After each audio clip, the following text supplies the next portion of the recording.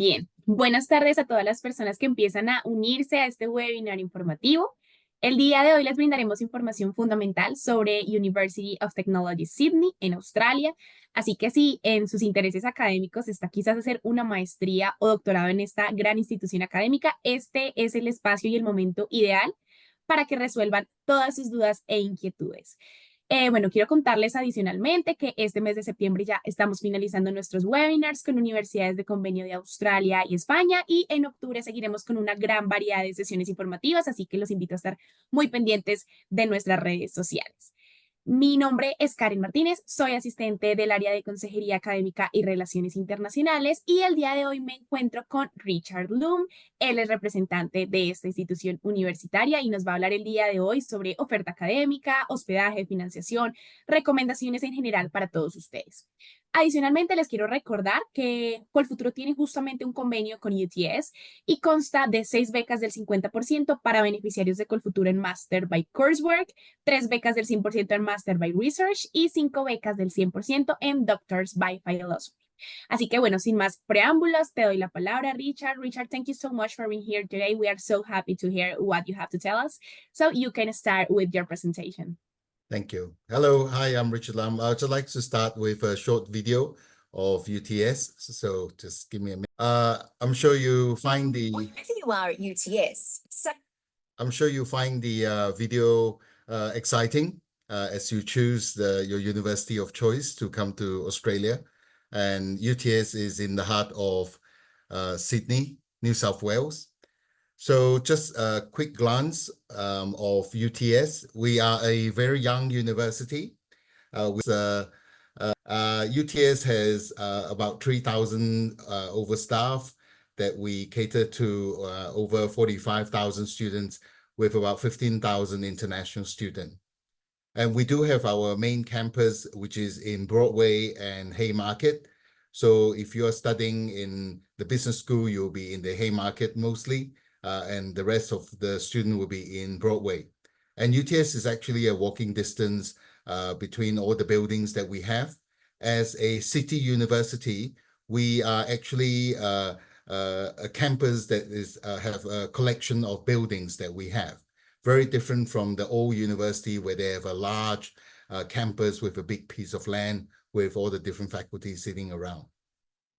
As you can see on the screen, we have approximately about 130 undergraduate courses and about 210 postgraduate courses across a lot of study areas that we have. Just a bit of a snapshot for your some of the buildings that we have. You can see on the top left is actually our UTS Business School. It is a very famous architect that actually designed the business school. It looks like a tree, and it's supposed to be a tree, a knowledge tree, a tree of knowledge or whatever, how you call it. And next to it is our engineering and information technology faculty. And then below you will see the wavy buildings that actually is our faculty of science. And in the middle is actually where students who are doing science and sports actually study in our Moore Park facilities. And of course, UTS Central is actually where our Faculty of Law and other classes that will be in there as well. This is sort of our latest addition to the buildings that we have. Some of them were just before COVID and some of them were just after COVID. So of course, on the left is our Hive Lab mainly for our science student. Why is it called Hive Lab? If you know how the bees actually live in their hives, it's all in that shape, and so hence why it's called Hive Lab. And of course, then our latest addition is our UTS library, and then on the right hand side you have the UTS Central, which is housed to UTS Law faculty, and also where students go to the food court and actually do their study area. Of course, on the right, you can see the tall building. That is the UTS building number 1. It's actually known as one of the ugliest building. So because of the exterior, it looks very concrete. So, but it is a lot of classes actually held in there, but currently a lot more administrative officers in that building. Just wanted to give you a snapshot of the facilities that you will be using, depending on the courses that you're studying. So you can see that we, on the top right, we have a super lab that sits over 200 students in a lab that can actually conduct up to 5 different subjects in that lab. Then students can then collaborate when they are doing a workshop or something. And of course, then we have a prototype where students actually do go in and do their projects. They can do 3D printings and stuff in there as well. So what study area do we have? Even as a young university, we have a very comprehensive study area. As you can see there, we have a range of study area, and mostly are supported by the COLFUTURO scholarship program. So I guess whatever study area you want to study, mostly we have. We do not have engineering and aviation, that sort of courses. Those you will have to go to a much more older university. So this is just a bit of ranking of UTS. This year we have rise to 88 in the world. So as you can see, there's many universities around the world, and UTS is actually ranked 88 in the world currently. And if you look at as a young university, UTS is actually #1 in Australia as a young university. Now, while studying at UTS, it is very important that you are being supported, because we actually pride ourselves with the support services that we actually have.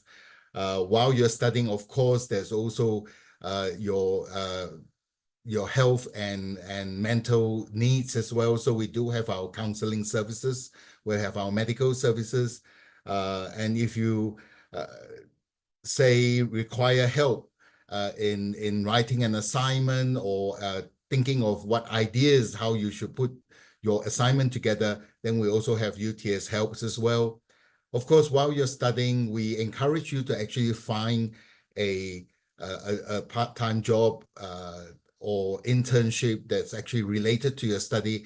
And so we do have our UTS careers office that assists you in finding casual work or internship.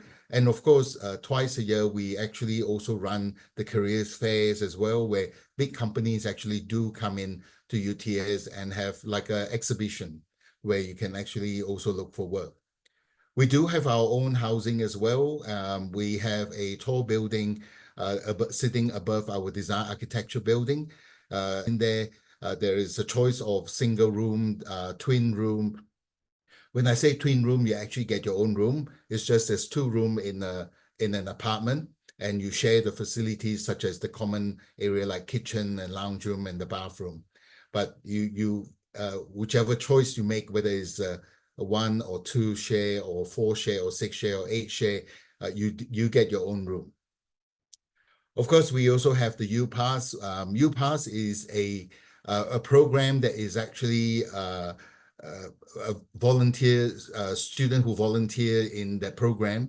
For example, if you have done a very good, you have achieved a very high mark in, say, accounting A, and you can actually volunteer in a UPass to help other students in the other semester who's actually studying in accounting A, but also struggling in the subject.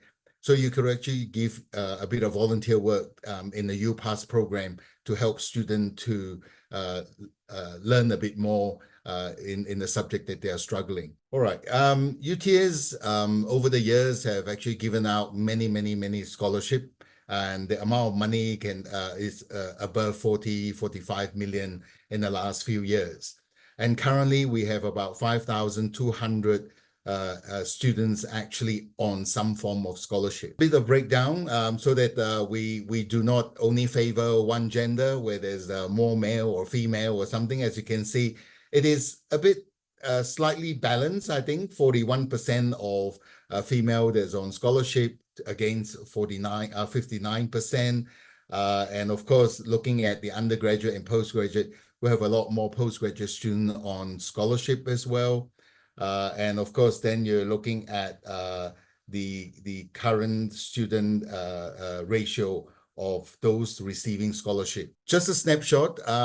Most of you will actually be doing postgraduate study because COLFUTURO, we are only doing a postgraduate study. In case if there's anyone here who's actually undertaking undergraduate study, this is just a bit of information about our scholarship for undergraduate. But all this information is actually available to you on our website.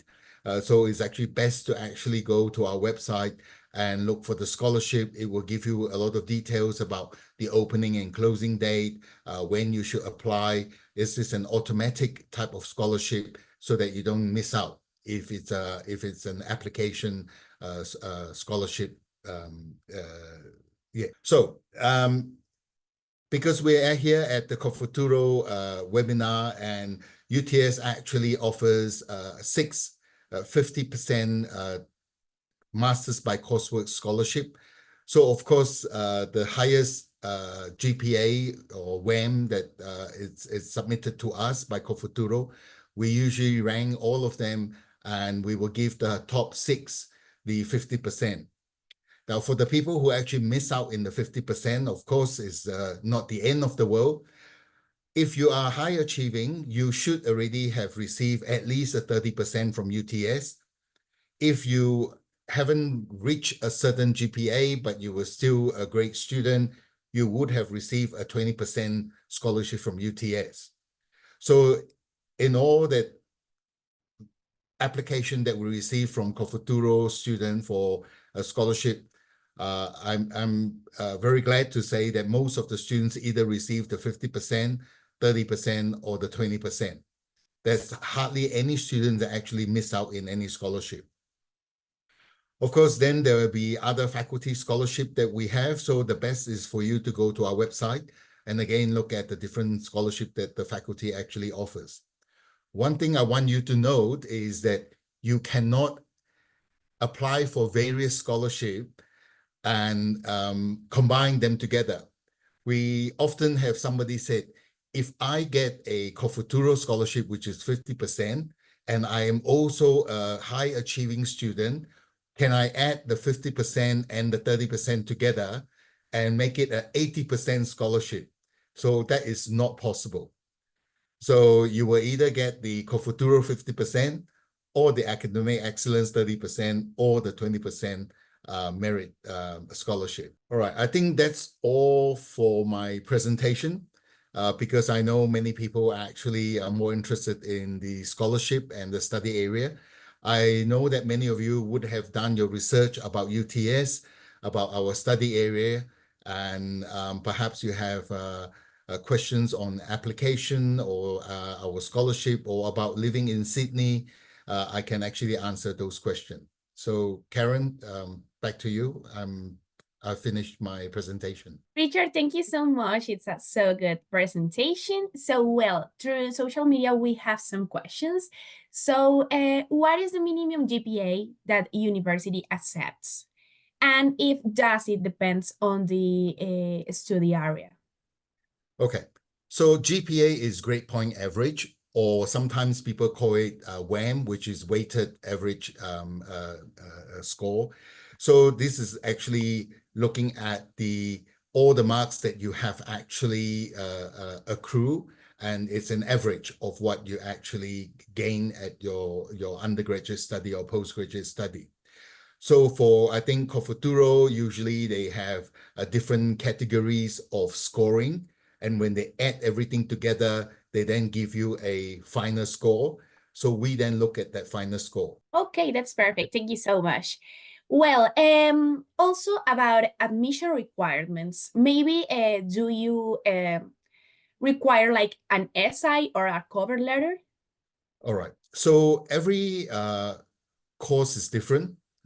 Some of the course admission requires a portfolio or a personal statement, but most of our courses actually do not require you to have a personal statement or portfolio and any of those things. It's solely based on your academic performance in your previous degree. For example, if you're applying for an MBA, we will look at your bachelor degree What score have you received? Have you failed many subjects? And so those are the things that we look for, rather than to make you write an essay or show us some project work or something. Of course, if you apply for design, architecture, they will ask you for portfolio. So that's quite normal. So yes. That's perfect. Thank you so much. Richard, can the students work on campus? Yes. So I guess Australia is very different from Europe and US.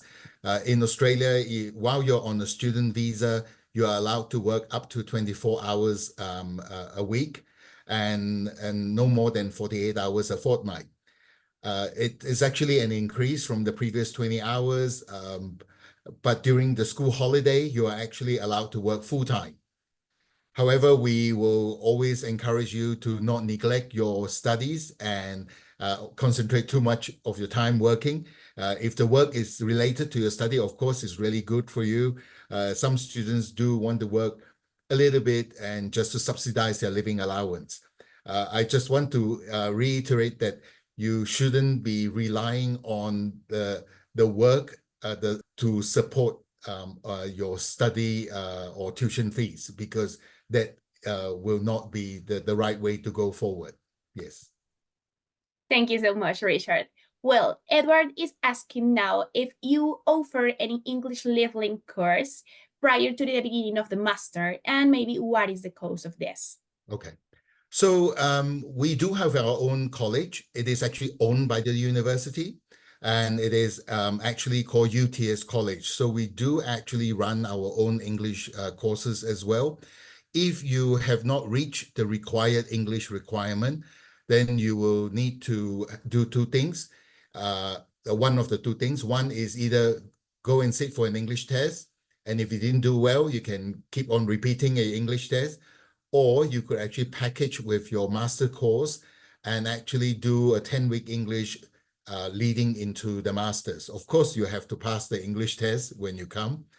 And the cost is currently approximately $320 Australian dollars a week. So you're looking at least 3,200 Australian dollar for a 10-week course. This is actually a reduction, about 50% discount for student coming from COLFUTURO and packaging with our master's course. So usually it's over $6,000 for a week, for 10 weeks, sorry. And so, yes, we do actually run our own English course.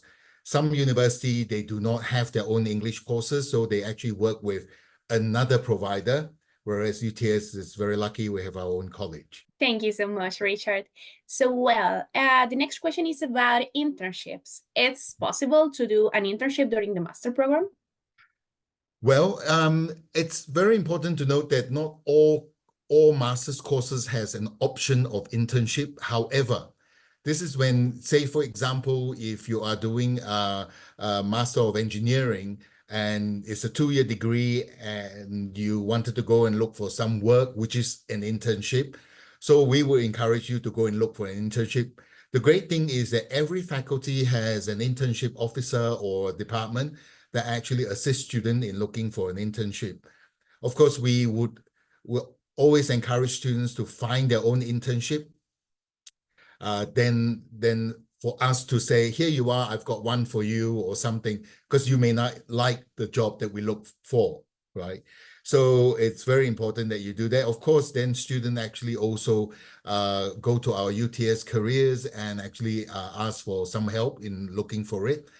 So many companies actually approach the university to advertise for internship. Internship mostly are either unpaid or sometimes very low pay, because it's about you learning the skills and the work and everything. It's not about employing you to work in that company. So it just need to be careful when students are looking for internship. Thank you so much. Well, we have there, Kenny is asking, I'm taking a research PhD or master degree in physical chemistry. The first question is there any funding option other than COLFUTURO offer, such as teacher or researching assistants? That's the first question. And the second question is, do you offer internships in that area? So for PhD, PhD is very important that the student need to first find a supervisor. Without a supervisor, then there is really no hope in applying. So the first thing is find a supervisor, and if the supervisor has agreed to actually supervise you, then that's when you start your application process. And many students who are actually doing their PhD are actually either working as a tutor or a lecturer within the university, and they could be doing research with an external provider or with an internship company or something. It depends on the arrangement. But most of the time, the students who are doing PhD will actually be working in the university at the same time while they are doing their research. Thank you so much. Is there a second part to the question? Sorry. Yeah, do you offer any internship in that area? Okay, so usually for a PhD, you will need to discuss with your supervisor, because once you're in the faculty, you will know what job is available and what is required. And so it's very easy to actually be doing something related to your study or related to the research area. Perfect, Richard. And the last question that we have there is is there any problem if people travel with family, if a student travel with family to Australia? There are no issues, but one thing to note is that if you come alone, you're looking for a room or an apartment for yourself. But when you come with family, then you will need to worry or need to remember that you need more than one person's living allowance. Yeah, for example, if you come with your wife and 2 kids, then you will need to actually rent a house that's 2-bedroom or an apartment that's 2-bedroom. Australia is very, very strict about having 4 people in one room. I think depending on the culture or the country we come from, we are very used to having a family all in a room, which is okay. Whereas in Australia, the rental market does not allow that. So you will probably have to think about the extra cost of renting a 2-bedroom apartment, the extra cost for the living in groceries and everything. And of course, if you come as a one person, your health cover could be, say, for example, 600 for 2 years. But for a family, it could be a few $1,000s. So a lot of these things will need to be considered when you want to bring your family. Of course, we think it's sad to separate families for a period of time, but there's always a sacrifice. If you have a family reunion or in Australia, then the sacrifice will be the higher living costs that will be. If you say separated from the family, of course, then you will be missing your family, and it may actually affect your mental health as well. Yeah, you miss them, you couldn't study, so that has to be a balance.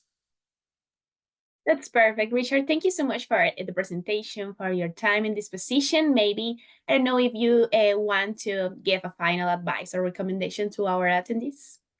Yeah, so I think when you apply to UTS, many of the applicants will apply through an agent.